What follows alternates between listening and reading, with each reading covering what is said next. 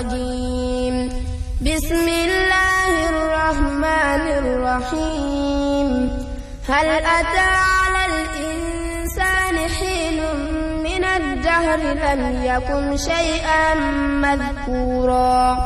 إنا خلقنا الإنسان من نطفة أمشاج نبتليه فجعلناه سميعا بصيرا إنا هديناه السبيل إما شاكرا وإما كفورا إنا أعتدنا للكافرين سلاسل وأغلالا وسعيرا إن الأبرار يشربون من كأس كان مزاجها كافورا عينا يشرب بها عباد الله يفجرونها تفجيرا يوفون بالنذر ويخافون يوما كان شره مستطيرا فيطعمون الطعام على حبه مسكينا ويتيما واسيرا إنما نطعمكم لوجه الله لا نريد منكم جزاء ولا شكورا إنا نخاف من ربنا يوما عبوسا قمطريرا فوقاهم الله شر ذلك اليوم ولقاهم نضرة وسرورا وجزاؤهم بما صبروا جنة وحريرا متكئين فيها على الأرائك لا يرون فيها شمسا ولا زمهريرا ودانية عليهم ظلالها وذللت قطوفها تذليلا ويطاف عليهم بآنية من فضة وأكواب كانت قوارير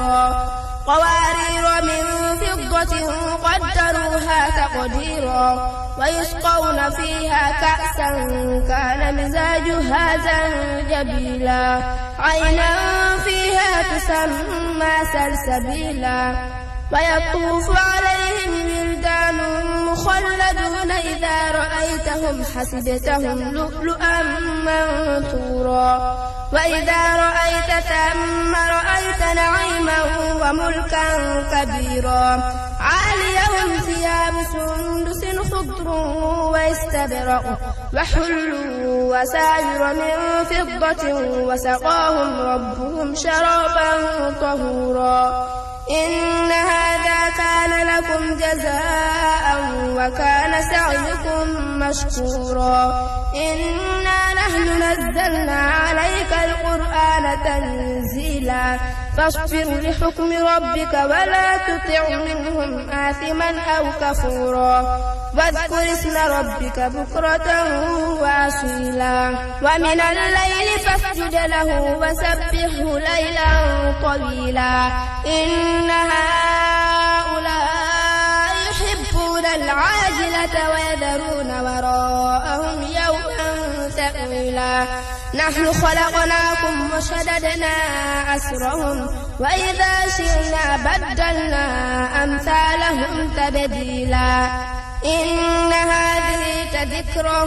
فمن شاء اتخذ إلى ربه سبيلا